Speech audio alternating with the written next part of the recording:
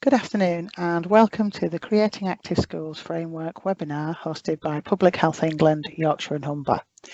The webinar we are presenting today is part of the work we are doing to support efforts to increase children's physical activity in Yorkshire and Humber. Physical activity contributes to both good physical and mental development. However, too many children and young people are not reaching the recommended levels of physical activity.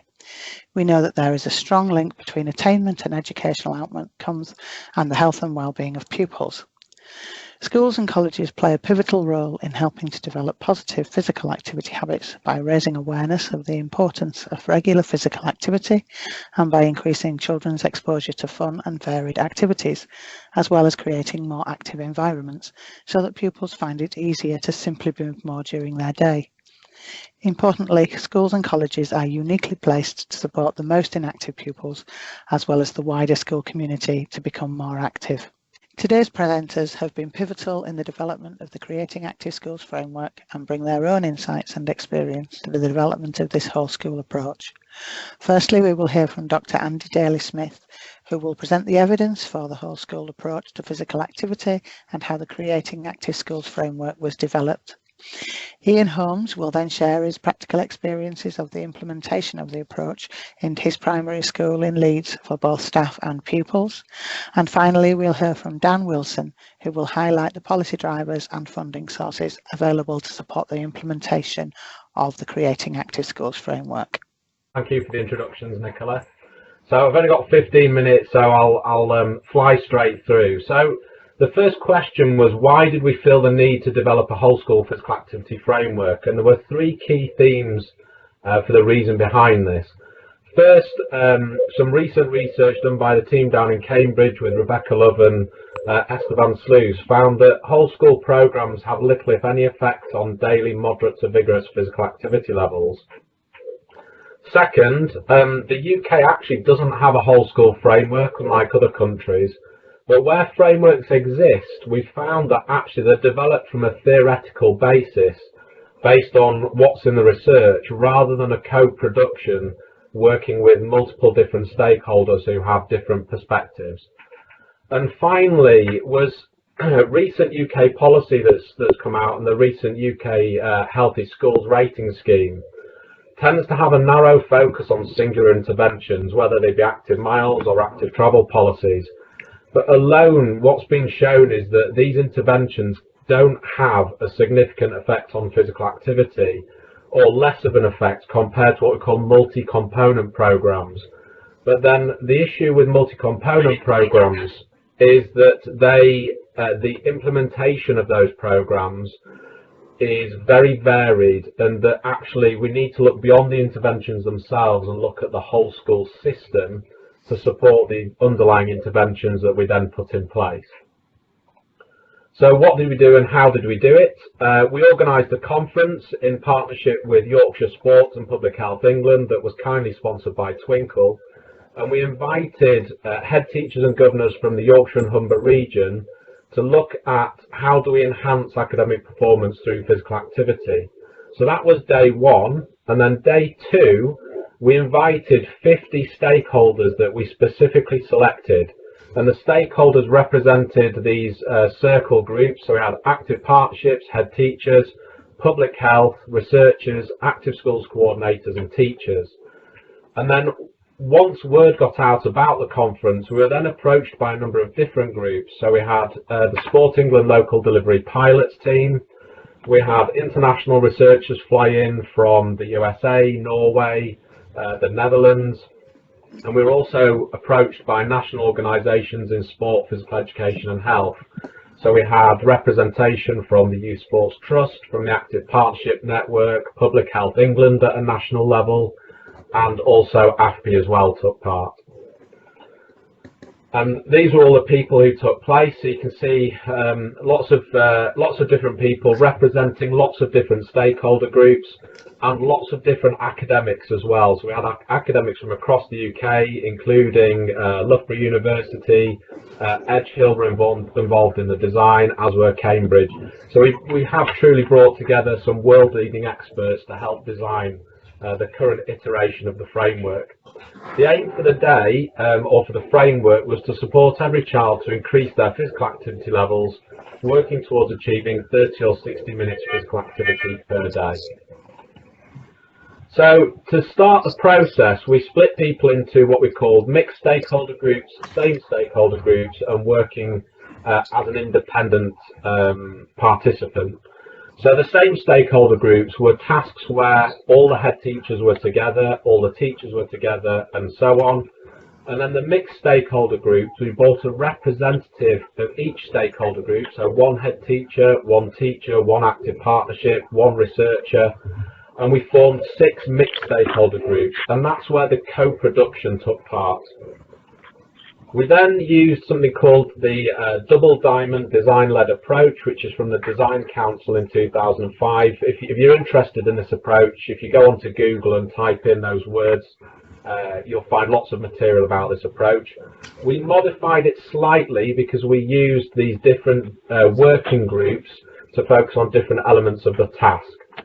So just quickly to work through this, the first task, which was phase 1, which was looking at the components of a whole school system. We did this in same stakeholder groups. We then asked them to repeat the task in mixed stakeholder groups, so to take the learning from 6 teachers to 1 teacher into a mixed stakeholder group to be shared with other stakeholders. We then asked the mixed stakeholder groups, so the 6 groups, to draw a whole school physical activity diagram. So each group was given a whiteboard with different coloured pens, and they were asked to draw a diagram which represented their discussions. So this is what we call a convergence stage. After they'd drawn their diagram, we then moved into, we asked the groups to present their diagram to each of the different groups on a rotation basis. So we went back into same stakeholder groups, which was in phase 3 and task 3, and the teachers rotated round as a group and discussed each model after it was presented and gave critical feedback. Once these presentations had taken place, we then got the groups to review their model based on the feedback that was given, which was task 4. We then moved into phase 4, task 5, which was to ask the groups to refine the model and draw a final version. And once these final versions were ready, we then asked the groups to go into independent participants and vote on what they felt was the best diagram that had been presented, and I'll talk through that voting process shortly. Once we'd chosen the model, we then went to a review process, which was back to same stakeholder groups, and we asked the stakeholder groups to review the model, what was good, what could be improved, or what would they like to see changed, and how could they see the model being used moving forward. So these are some images of what the day looked like and the various different models within the processes. And then this is the voting form that we used. So the voting form, what would happen is we'd ask them to write their stakeholder group in the top left corner, the model design team, and then they had to cross off the box for the model that they designed. And then we gave them 3 stickers, and they could put those 3 stickers on the form in any way they liked. So they could put 2 in one box, they could put 1 in another box, or if they didn't like any of the models, they could put all 3 stickers at the bottom, or they could just use 1 sticker. So they have flexibility in how they use their votes. Once the voting was finished, we ended up with this framework. So this was what we called our chosen framework, and this was what was then discussed by each of the different stakeholder groups, giving critical feedback on what they thought about the framework. What then happened was myself, in partnership with Nicola from Public Health England and Dan from Yorkshire Sport, we listened to the audio recordings, and from those audio recordings we identified 8 proposals to develop the original framework. Now, I haven't got time to go through each proposal for the development, but safe to say 8 of those proposals are accepted. So 1, 2, 3, 4, 6 and 8 and 7, and proposals 5 and 8 were rejected. This was based on 2 factors. One was the overall agreement above 50%? So did 50% of the participants who voted in an online survey, who were the original stakeholders involved in the model development, agree with the change? And then the second had to be more than half of the individual groups had to have a positive response. So you can see for most of the accepts, in fact, sorry, all of the accepts, both of those criteria were met. Number 5, which was representing the 5 people pillars and the DNA helix, as a DNA helix, sorry, that was declined on both factors. And then to rotate the model left by 90 degrees, that was declined based on the number of groups who responded to that positive way, even though overall agreement was above half. So what did the final framework look like? We've developed 2 versions. One is a colour version. This is probably in about its 6th or 7th iteration of the colours that we've used. And we are making some changes to this. So the red around the outside will change to green because the red doesn't show up very well on presentation slides sometimes. And then we also have the black and white version, which is for some people easier to read. So what I'm going to do now is just give you a very brief overview of the framework and talk through the different components and how we see the framework being used moving forward. So first of all, the framework actually works from the centre out. So it's not a top-down framework. We don't see, like a social ecological model approach, the policy determining everything that happens in terms of the inner circles. We see that the central most important thing is the whole school practice and ethos. And then if we work down from the whole school practice and ethos, this is how we shape the school and the system within the school. So if we follow the thick arrow down, the whole school practice and ethos around physical activity should set a clear policy and vision where physical activity is embedded within the policy and vision of the school. Now, we don't expect that to be say the words physical activity, but it's in the type of words used within the policy and vision statement. So holistic development of children and young people, physical development, social emotional well-being. If we're seeing those words appearing, we would argue that physical activity is being embedded at the heart of the school practice. The policy and vision then in turn directs the environment and then the 5 key stakeholders within that environment. So first of all, if we focus on the pillars, we've got the school leaders or school leadership teams. So that would involve SLT and school governors. We've got teachers and other school staff. It was felt important to broaden beyond teachers because of the role other school staff can play in promoting active schools, such as lunchtime leaders, people who look after the actual lunches themselves, but also teaching assistants. We've got children and young people as stakeholders in providing an active school. So that might be active playground leaders, or it could be a pupil council that discusses active school provision. We've then got the parents, and then finally we have the wider stakeholders. The discussion we had around wider stakeholders is that there are many wider stakeholders who could be involved in helping to create an active school. So public health, active partnerships, private organisations that support schools in their provision.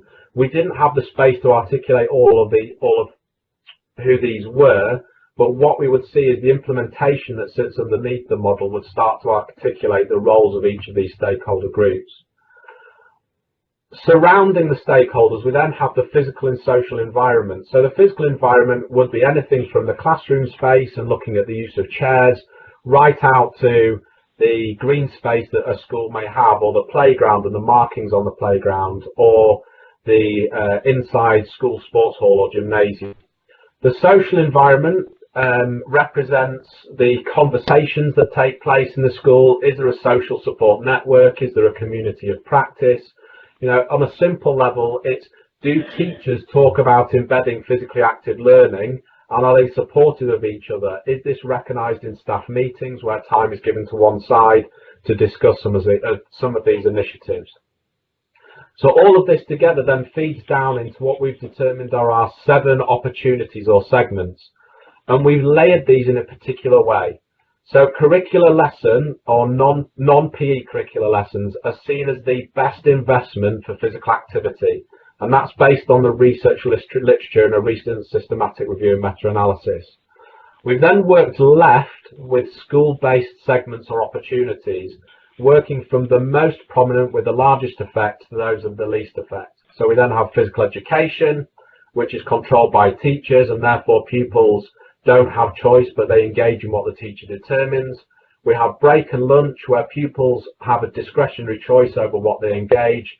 And then finally, we have events or visits. So that might be a visit to a museum or a sports day. If we work from the right, these are the things that the school can influence but not necessarily control. So they can provide interventions that will influence behaviour within these segments or opportunities. But that doesn't mean that the pupils will necessarily engage in those opportunities and or their families. So we've got before and after school clubs, we've got active travel, and then we also finally have family and community as the last opportunity or segment. And what is key to this model is the interaction between this middle box here and the role that each stakeholder plays within each of these different opportunities or segments. And finally, all of this then feeds down to influence children and young people's physical activity behaviour. So that's the bottom of the model, and that's what we would support schools in delivering. But when we move to the top of the model, we then see how policy, national organisations, teacher training, etc., influence that whole school practice and ethos. So if we work from the bottom up, we've got our initial teacher training. So it's about infusing active school provision into that initial teacher training, which will be a challenge, but that is something that we need to start to look at, and we need to start to change to give teachers this the capability to deliver the programmes.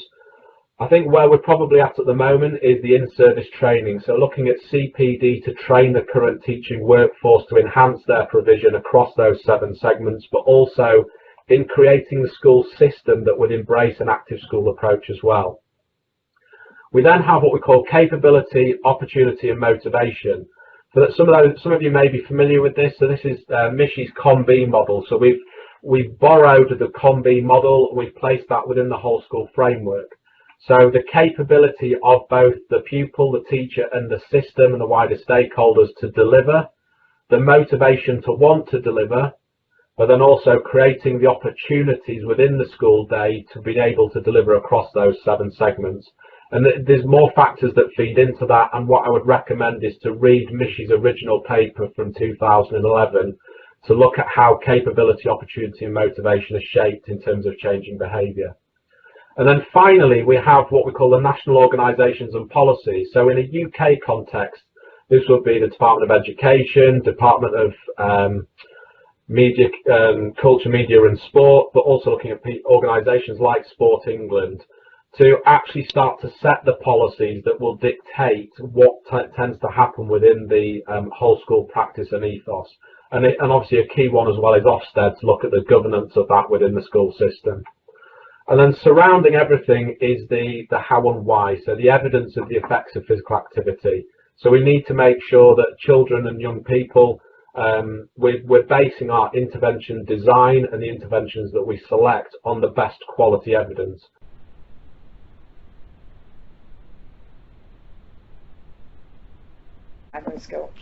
Yeah, thanks again, Nicola, and apologies for the slight technical delay. I'm going to talk around effectively the framework Andy's just discussed with you is a lot of the things that we've gone through, partly through working actually alongside Andy and his colleagues at Leeds Beckett, but partly through that great thing called trial and error.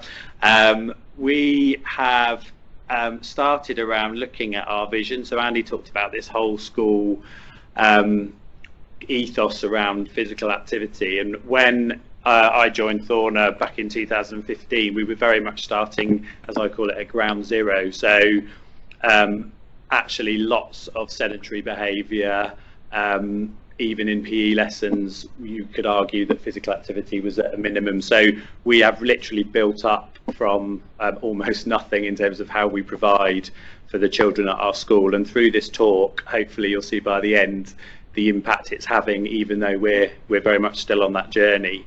But it all starts, and you can tell I'm a primary school head teacher because I'm going to use lots of movement references in a very child related way, but what it starts with is a leap, and actually this is around all of those stakeholders, in that we absolutely have to change the way physical activity is viewed in schools. And although you'd think things like the PE and sports premium would have done that.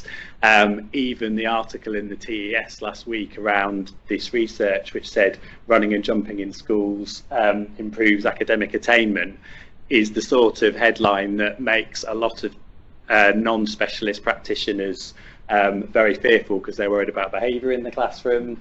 They're worried about that control in terms of a very, we still operate a very Victorian model of education. So that leap is, how do we get across to everyone involved in working with children that actually physical activity isn't the having a football team or looking at it and from very much a sport perspective. So we looked at that with staff, and we talked about again getting behind the benefits of physical activity, because we talked with our staff before we even went through the visioning process of actually how many opportunities do you give children to sit down, and then we flip that on its head in terms of, well, actually what we need to look at is how do we still deliver the high quality teaching and learning we want to, but actually allow as many opportunities for them to be physically active, because the benefits behind it are quite phenomenal when you look at all the research. So we, as I said, I've already explained this next slide, which is around, we said we've got to move away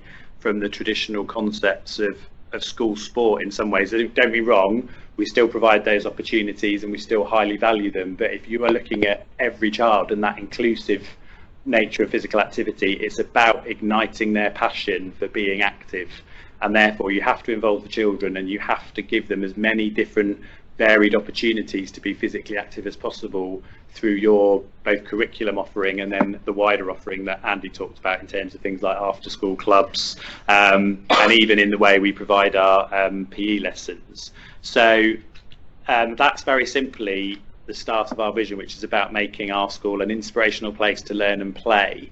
And again, my plea when I talk to anyone about this is not to forget that play, if you have a standard playtime and lunchtime, is 20% of a child's primary education. I'm not even talking necessarily secondary here. And again, if we think about all of the things we pay attention to when we are school leaders and class teachers, it's all around that 80%, and actually we need to give as much attention to that 20%. That doesn't necessarily mean we provide things, very structured things for them to do, because their play is their unstructured opportunity to be active, to solve problems. But again, we have to we have to be strategic in how we provide opportunities for them to get the maximum benefit from that. So we came up with the vision, and then we said, so how does our curriculum help us fulfill that? And the way we looked at this is actually stolen, or magpied as I like to say, from a London borough, which is actually provided for adults. But we looked at this in terms of developing a curriculum that helps children take responsibility for their well-being, and it starts with the being active, and how they develop their body, mind and spirit so they can make that difference to the world around them. I'm not going to read the slide for you in full, but one of the things I'd say is, and again this is our continued journey, is from this September what we've done is we have 2 body, mind, spirit afternoons, which obviously includes an element of physical education in there as well. But the classes are now doing class logs, and we actually have a body, mind, spirit display up in the classroom, which gets annotated on every week. And actually the children's awareness of their own well-being and the things that will be positive and negative influences on that has grown again. And again, we're seeing the impact that then has on their ability to learn in lessons, but ultimately their happiness and enjoyment in school really positively affected. So again, I think the fact that we have said we've committed to this as the thing that drives our curriculum as well.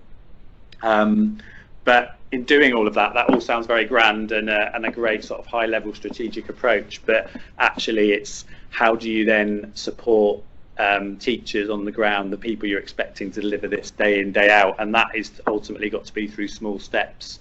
And I'll reference that CPT is about continual, and if we're going to get this creating active schools model right, it's got to be embedded in the ongoing professional development of, as Andy referred to, initial teacher training, but also teachers, and that has to be, not just once a year. It has to be, for example, we have a reflection on the body, mind, spirit and the impact that's having at the moment every fortnight with our staff. So that's a huge thing for schools to consider, but has a massive impact for the children.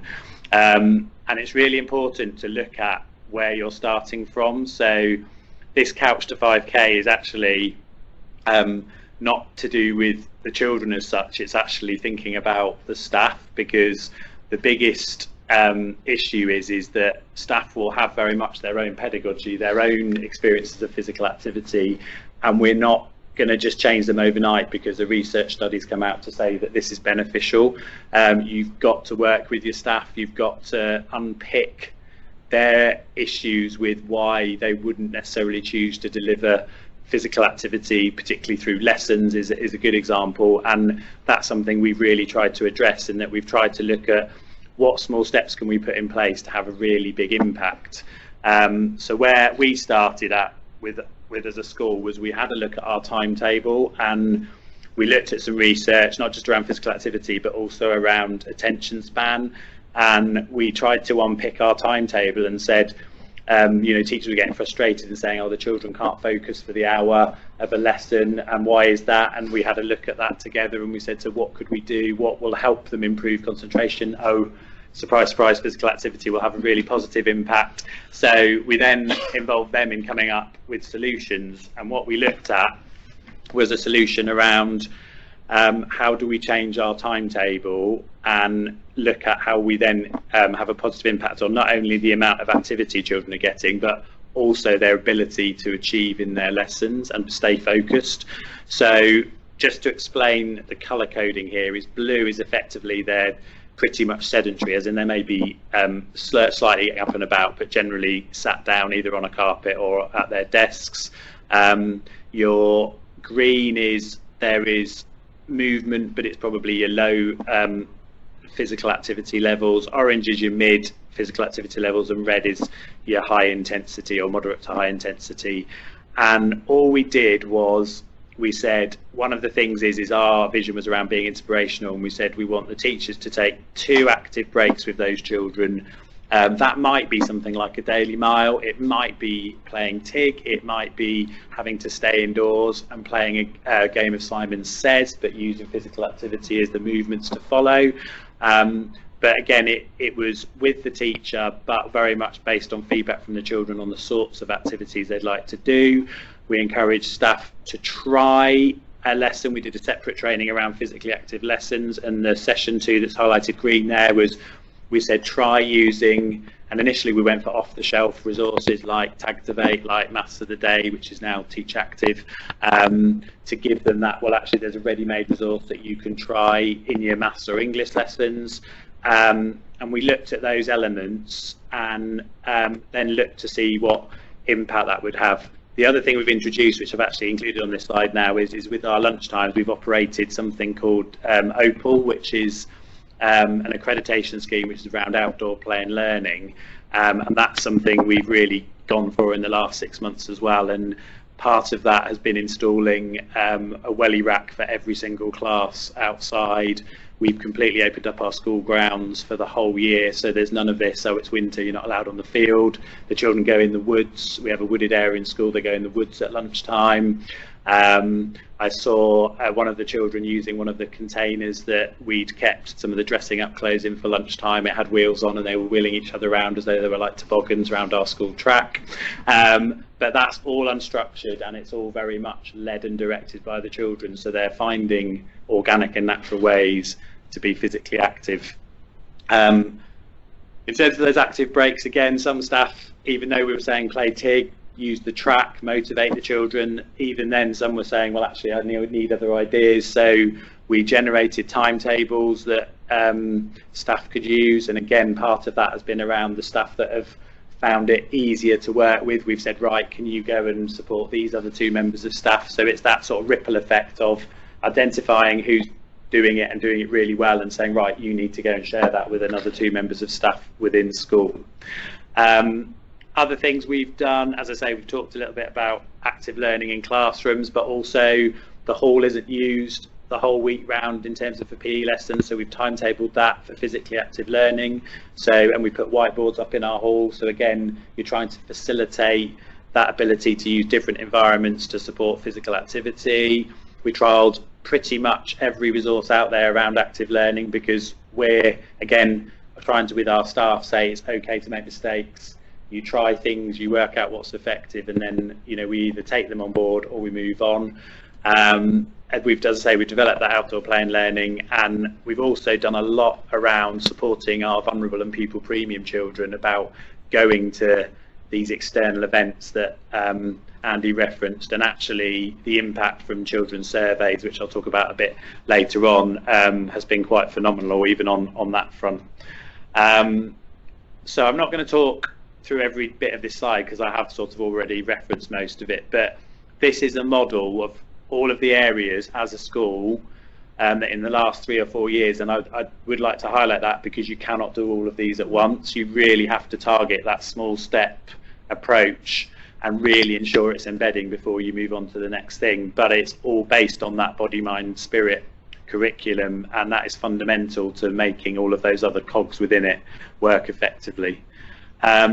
I want to talk a little bit about impact to finish and really remind us all it's about a sense of balance. And I suppose my reference is back to a long time ago, and hopefully others, I'm sure lots of people on the call can remember this, if actually our lives used to be very physically active, and that's the reason we had, and not for necessarily religious reasons, the day of rest on a Sunday. And actually, if we get this physical activity right, we also have to think about the point that we need to address that downtime for children and their parents and staff as well, and not expect that this idea of creating active schools is a relentless need to be physically active 24/7, because as we all know, there are relentless other pressures on society at the moment.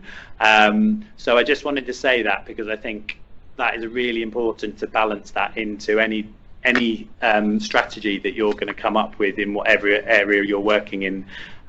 So in terms of impact on our school, it has had an improvement on children's wellbeing from surveys we've done, and some staffs, as I say, some of the staff are absolutely motivated and driven and want the very best for the children, but because of, again, back to their own experiences, they still struggle, even with the research in front of them, to grapple with this idea of, well, what am I going to have to lose, and is that going to impact on my maths or my English? But as I say, we have seen an overall improvement there. We've seen an improvement in concentration on task. The improvement in engagement and enjoyment is not just come from surveys, it's come from the way I wander around school and see that for myself as I interact with the children and staff. Learning and social behaviours are improving, so children's ability to solve problems. And as I say, some of that's come through the unstructured play that we're working with, but some of it's come through collaboration, through low-level movement in lessons. And I actually put our latest set of results on there because I had put gradual improvement in academic attainment, but last year we saw a really significant rise. Now, can we as a school say that's all down to our physically active approach? Probably not, but actually what you can see is that it's certainly not having a negative effect, and our results this year should be even stronger than that. So in terms of being able to justify why you might incorporate this, hopefully that gives people reassurance. These are just some examples of the impact it's had on children's learning in terms of how we've involved them, and again you'll see lots outside here in terms of their learning and how we're trying to, this was actually the start of an English activity, but using PE equipment to effectively write a set of active instructions. And you are asking teachers to be creative, but actually sometimes, particularly in the world of education today, I think we forget how creative our practitioners are, and they really flourish when they're given that little bit of ownership to develop their own practice. An interesting one we've tried is there's a new activity tracker out on the market called Moki, and we were fortunate enough to be asked to take part in a very small pilot. So this is I think it had 12 to 18 schools involved. But the thing for me that was really fascinating is that just by putting our active breaks in and ensuring that lunchtime was that really unstructured opportunity, you can see from that graph that the activity levels of our children were double the least active school in there. Having said all of that, our children average between 8,000 to 9,000 steps a day, which actually I still don't think is sufficient for primary school children. So even though we're really promoting this, I still think there's a lot left to do. And then I thought I'd finish with an example of that picture in the middle, and Scooby-Doo and the fairies and Iron Man is actually, that's us addressing this concept around what does physical activity look like, because you won't see a child in a football kit there necessarily, but all of those children are loving the outdoors and loving being physically active. So I'll leave you with that side, and I don't need to say anything else. Thank you very much. Thank you very much, Ian, for that quite inspirational discussion. Just to introduce myself, I lead on education and school sport at Yorkshire Sport Foundation.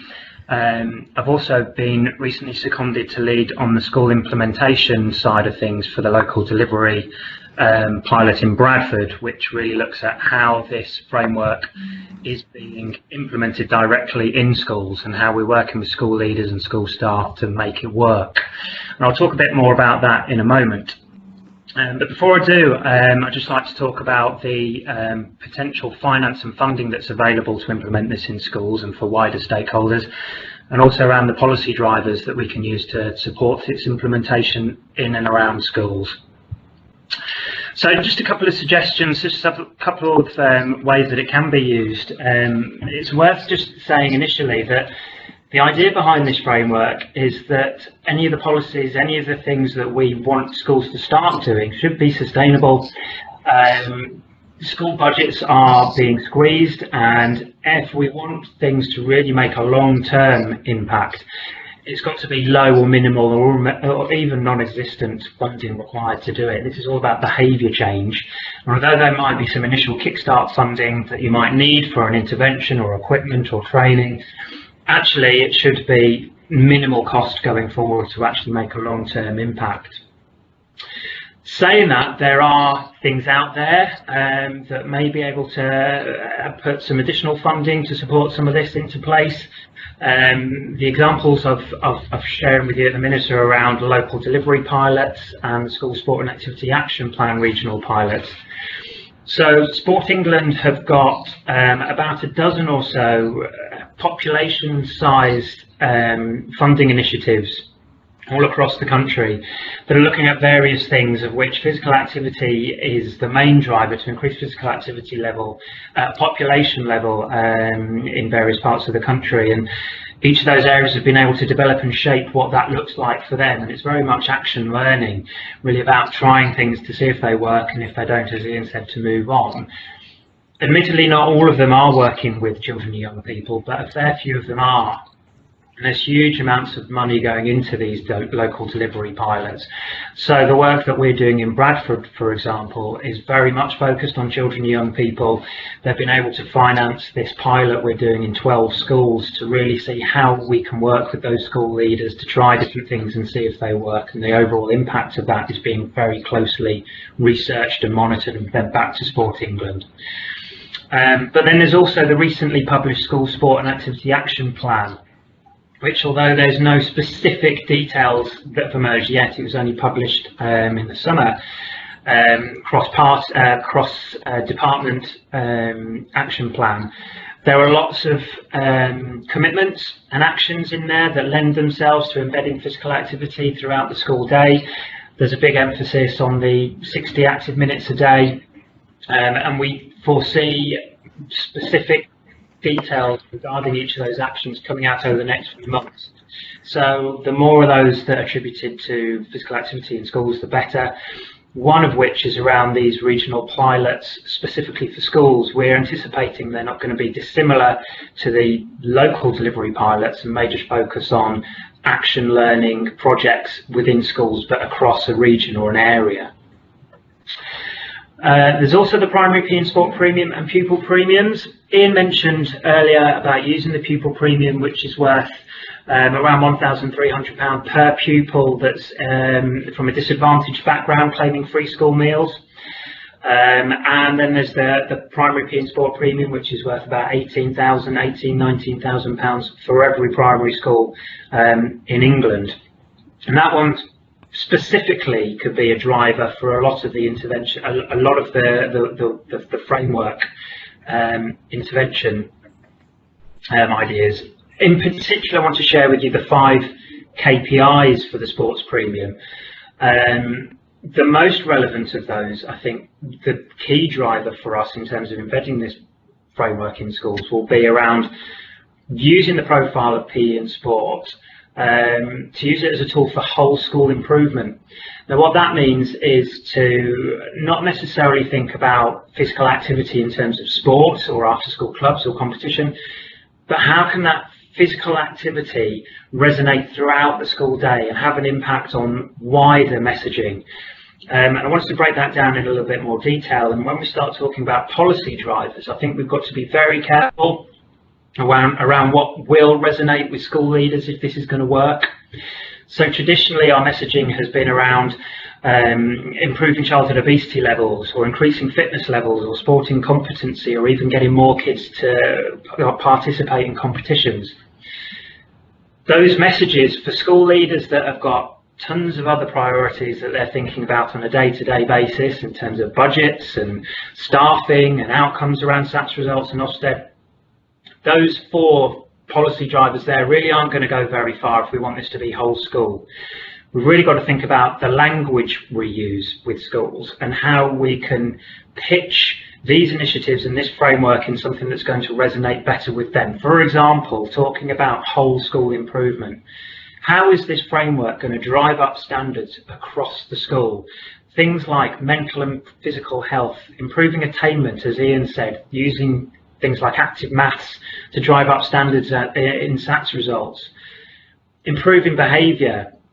We've got examples where schools all across West Yorkshire and South Yorkshire have been using interventions with targeted groups of children that can't access the traditional curriculum because of its sedentary tendencies, demotivated, or when I was doing teacher training, it was all around kinesthetic learning, getting those children moving and learning better and in a way that's better adapted to their learning styles, and also using it around things like attendance and to get kids to want to be in school in the first place. In order to do that, we've got to work with the school leaders.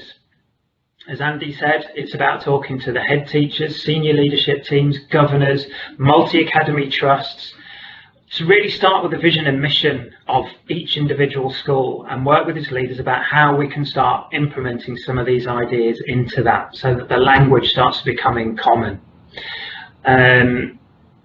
It needs to be talked about in the same way as safeguarding is. So safeguarding used to be its own discrete Ofsted category, and it was removed because the idea being, well, safeguarding should be part and parcel of everybody's business. It should be in every staff meeting you talk about, every policy you develop, every vision and mission that's developed should prioritise safeguarding. And that's what we're really looking to see for this physical activity mission. It's to get everybody talking about it. As Andy said, not necessarily specifically talking about physical activity, but the wider holistic outcomes of what it can bring to schools around all those things on the right-hand side of the column, not necessarily the left-hand columns. A brilliant case study we can share with you that came out of the local delivery pilot in Bradford a couple of weeks ago. Myself and Andy were working with 12 school leaders around how the framework can really support whole school outcomes and what sorts of things they can do to think differently. And one head teacher came up with a brilliant idea and shared it with the rest of the team, and it's something really, really simple, just around changing the school rules. Traditionally be things like not bullying or not talking in class or things like that, but just to include something as simple as being active throughout the school day, so it's part of the children's language, part of the adults' language, things that they're talking all the time about, particularly will resonate with them. And another piece of work as a school governor in North Yorkshire I've been doing is around thinking about the aims and the ethos. This school will have got what we call our Seeds for Success, And there are 1, 2, 3, 4, 5, 6 of them talking about effort, focus, courage, ambition, responsibility, enthusiasm.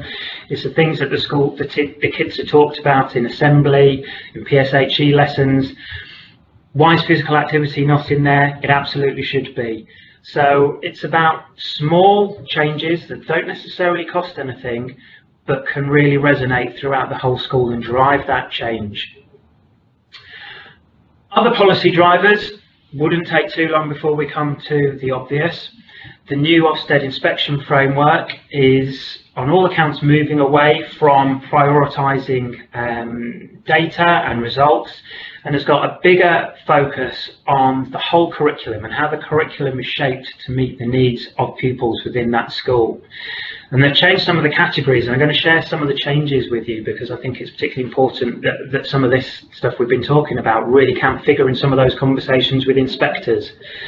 So under the personal development category, there's a criteria around the curriculum, providing learners with a broader curriculum, enabling them to develop and discover their own interests and talents, helping them know how to keep physically and mentally healthy, and to be responsible, respectful and active citizens who contribute positively to society. So all these drivers from Ofsted, not necessarily talking about physical activity, but physical activity can absolutely play a role in all three of those under the personal development category, but also in the leadership and management criteria, leaders focusing on improving staff subject knowledge and enhancing the teaching of the curriculum and appropriate use of assessment. Frustratingly, in a lot of initial teacher training routes, teaching PE is almost non-existent in terms of their training. Lots of courses will only have a few hours, maybe an afternoon or two around teaching PE. The framework explicitly states the importance of initial teacher training and how PE needs to be a driver for creating that lifelong appreciation and love of physical activity and sport, but also getting the fundamentals right. And in early years and foundation stage, what are our young people experiencing? Are they really being taught how to develop their agility, balance and coordination through play and through interacting with their environment in the outdoors, using a range of equipment and having a real understanding of the importance of that in the context of the PE curriculum is incredibly important and will really be looked at now, not just for teachers, but school leaders need to know all that information as well. They need to be able to effectively engage their learners and others in the community, so talking about working with local community sports clubs and other external stakeholders, which is expressed within the framework as well. From September next year, the government are looking to introduce or advise, it's a recommendation that every school will have a mental health lead, and the role of that person will be to develop whole school approaches to promoting better mental health. We all know the important role that physical activity can have in that, and we absolutely see this should be part and part of that training for these new mental health leads to understand the importance of physical activity and how the role of the framework, what the role of the framework can play within that training. We're working with DFE on that.